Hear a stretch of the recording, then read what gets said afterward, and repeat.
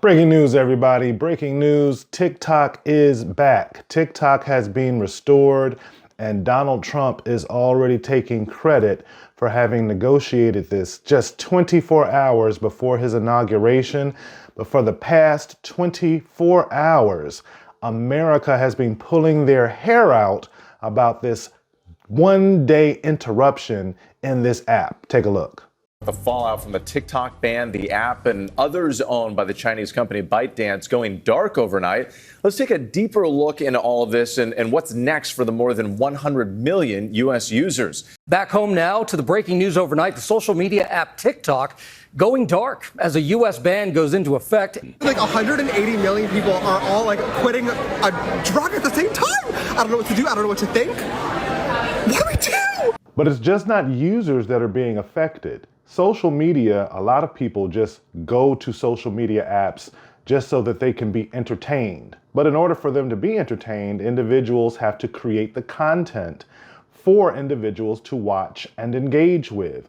And a lot of business owners have been negatively impacted by the removal. So once again, Donald Trump, even before he's inaugurated, he's going to look like the hero to over 170 million Americans because it appears as though he was able to come in at the 11th hour and restore this app. Amazing. Donald Trump is so lucky. All of the bad things that happen, for every one bad thing that happens to this man, he has 2 or 3 other things that happen to him that redound to his benefit. I just can't wrap my mind around it. But there's something more important that I think we need to discuss here. There's something deeper going on that we need to analyze if we're going to have a conversation about this TikTok ban. And it's one word that you usually hear and roll your eyes. It's regulation.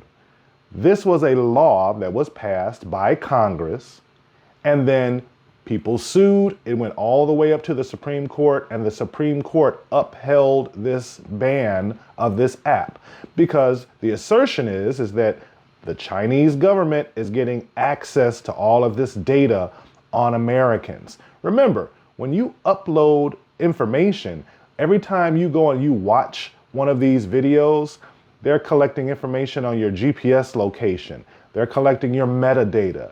They're collecting information about who you are, your age, your zip code. All of this information is being collected. So it is a fair question to ask whether or not we want a foreign government or an adversarial government to have access to all of this information on Americans.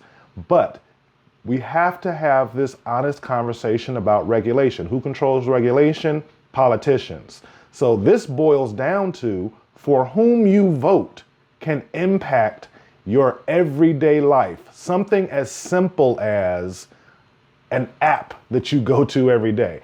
I have tons of friends that every time they activate TikTok, I get that notification that says, your friend is on TikTok, say hi.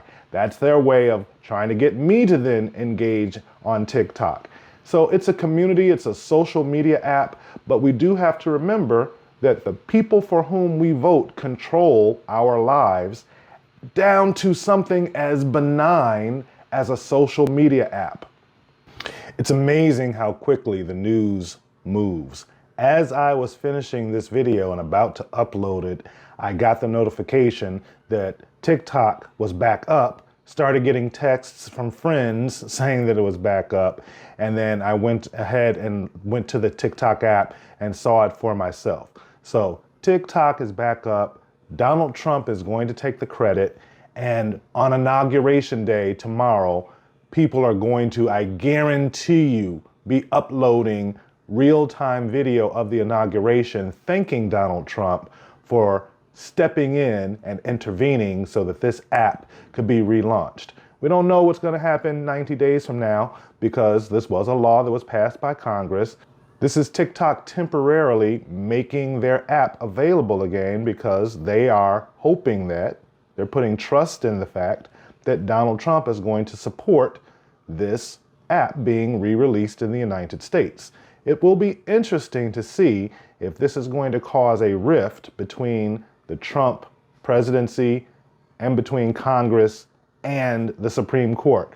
both of whom passed and then upheld, respectively, the ban of this app.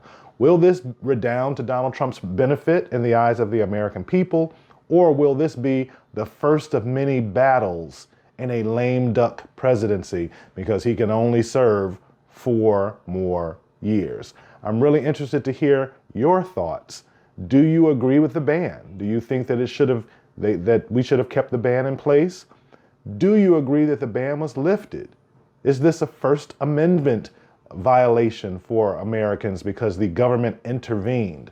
There are so many questions around this, and this is just the beginning of scores of battles that we are going to see over the next 4 years. Go ahead, hit that subscribe button, leave a comment, and I'll catch you in the next one.